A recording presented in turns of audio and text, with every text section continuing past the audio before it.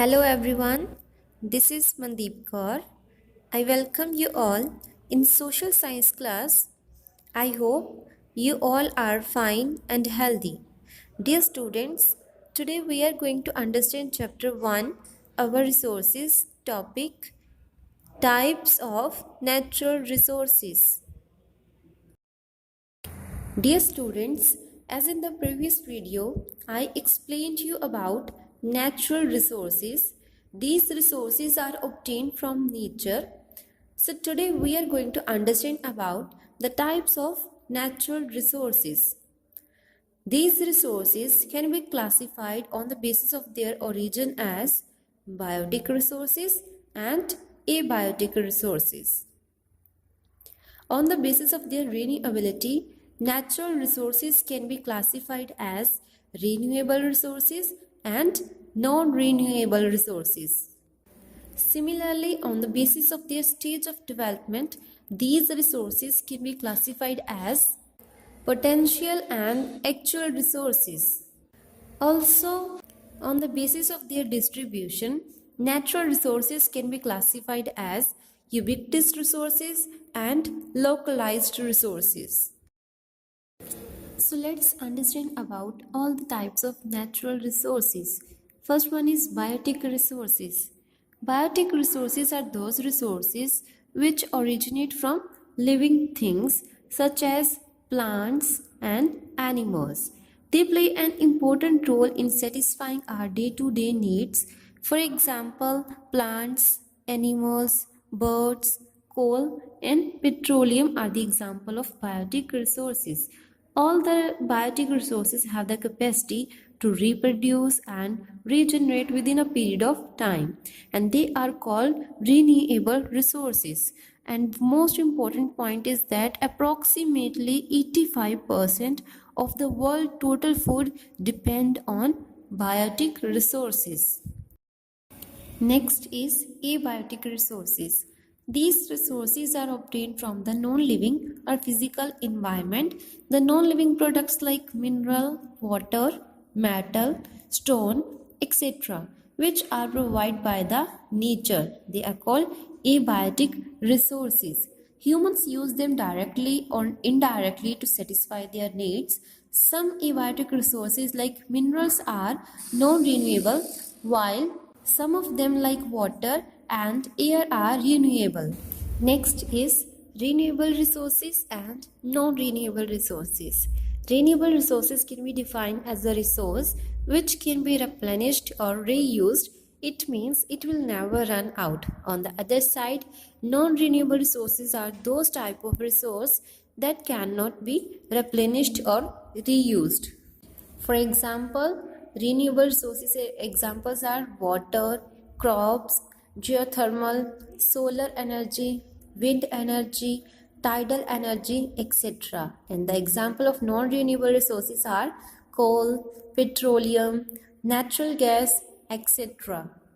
There are some advantages of non-renewable resources and renewable resources.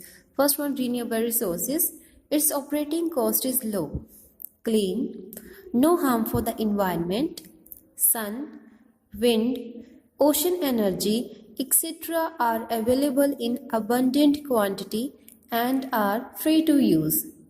These sources have low carbon emission and therefore are considered to be more environmental friendly. Whereas the advantages of non-renewable resources are they are cheap and easy to use, known for their efficiency, ability to produce a lot of energy in short period of time, little or no competition.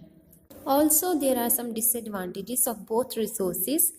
Non-renewable renewable resources. They are not very efficient in producing energy in a massive scale. They can be noisy. They are expensive to build. Whereas for the non-renewable resources, they will eventually run out. No clean. They are threatening to the environment. Maintenance cost. Renewable resources. It has high maintenance cost. Non-renewable resources has low maintenance cost as compared with the renewable energy resources. Life of resources. Life of renewable resources is infinite, whereas life of non-renewable resources is finite and vanishes one day. Presence. Unlimited quantity of renewable resources are there, whereas non-renewable resources are limited in quantity. Further, there are two types of natural resources, potential and actual resources, on the basis of their stage of development. Potential resources, their entire quantity is not known. They are not being used at present. It means these are resources which exist in a region and could be used in the future but have not been developed yet to their full potential. For example, Africa has numerous waterfalls which could be harnessed in the future to generate hydroelectricity but at present have not been fully utilized. The waterfalls are thus a potential resource for Africa. As technology improves, their use in future is possible.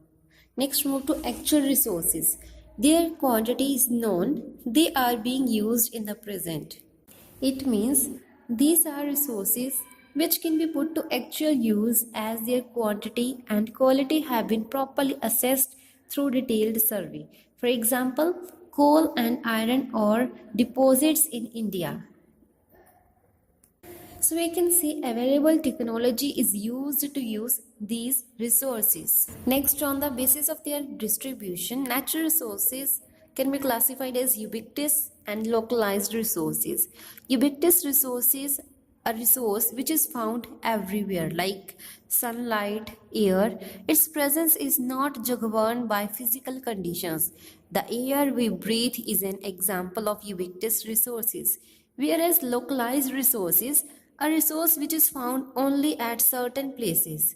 Its presence is governed by physical conditions. Mineral like copper is an example of localized resources.